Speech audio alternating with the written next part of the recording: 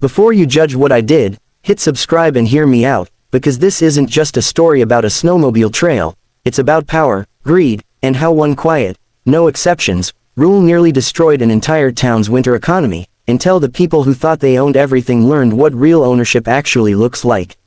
The HOA meeting that changed everything started like every other: lukewarm coffee, folding chairs, and a room full of people who believed rules only existed for someone else. When the president, a woman who smiled like a realtor and spoke like a judge, cleared her throat and announced that effective immediately, my snowmobile trail access across their land was revoked due to new safety and liability concerns. No discussion, no vote, no appeal, and I remember the exact second the room went quiet, because everyone knew that trail wasn't just mine, it was the artery that fed the ski resort, the lodges, the winter cabins, the supply trucks, the instructors, the tourists, and even the emergency routes during blizzards. But they framed it as if they were doing the community a favor, saying private land meant private decisions and rules were rules, no exceptions, even though that same HOA had begged me for decades to keep the trail open, to groom it, to maintain it, to clear fallen trees after storms, because I owned the only equipment capable of doing it reliably, and because my grandfather had cut that trail by hand long before the resort ever existed,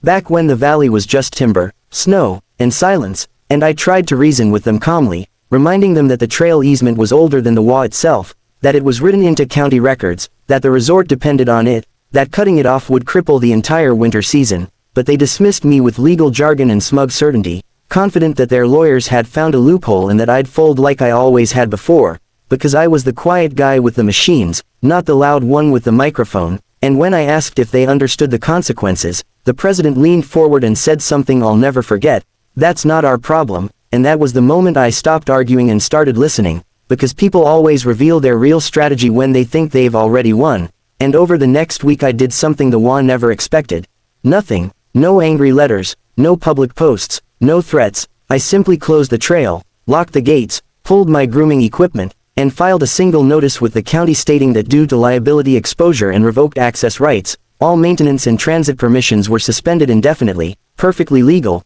perfectly quiet, and within 48 hours the resort started to feel it, first with delayed supply runs, then with instructors stuck on the wrong side of the mountain, then with guests stranded when a storm rolled in and the alternate access road collapsed under snow load. And the calls began, frantic and confused, first from the resort manager who asked if this was some kind of misunderstanding, then from shop owners who relied on weekend traffic, then from ski patrol who suddenly realized their emergency evacuation plans depended on a trail they no longer had. And I told each of them the same thing in the same calm voice: the HOA said no exceptions. And by the end of the first week, lift lines were empty, hotel cancellations stacked up, and the local news started sniffing around, framing it as a mysterious access dispute threatening the region's winter economy. But still the HOA held firm, issuing statements about private property rights and community safety, while quietly panicking behind closed doors as resort executives demanded answers and lawyers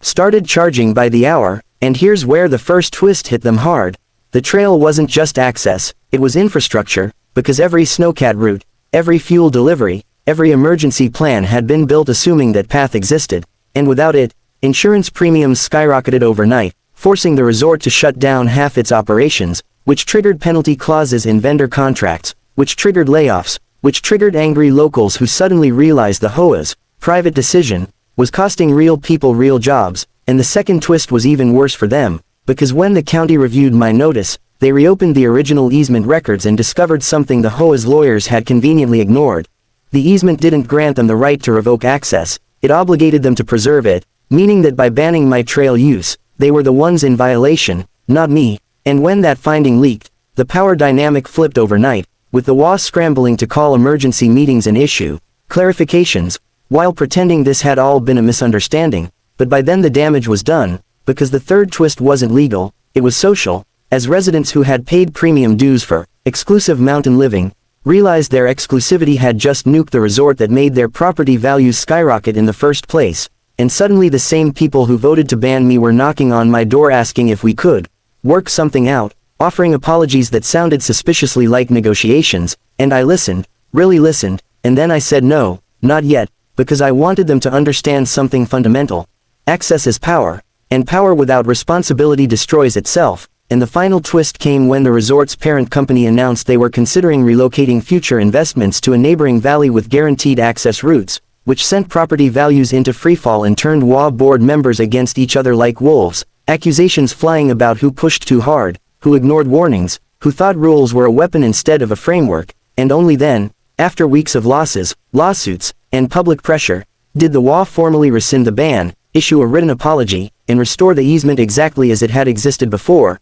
except this time with my conditions attached: long-term access guarantees, shared maintenance costs, emergency priority clauses, and a public acknowledgement that the trail was essential community infrastructure, not a private bargaining chip. And when the gates finally reopened and the snowcats rolled again, the resort limped back to life, but nothing felt the same, because everyone had learned a lesson they couldn't unlearn, that winter towns don't survive on ego, that, no exceptions, is just another way of saying, we didn't think this through, and that the quiet guy with the keys often holds more leverage than the loud ones with the rules. And if you stayed to the end of this story, subscribe, because this valley isn't the only place where power hides in plain sight, and the next time someone tells you access doesn't matter, remember how one banned trail nearly buried an entire ski resort under its own snow.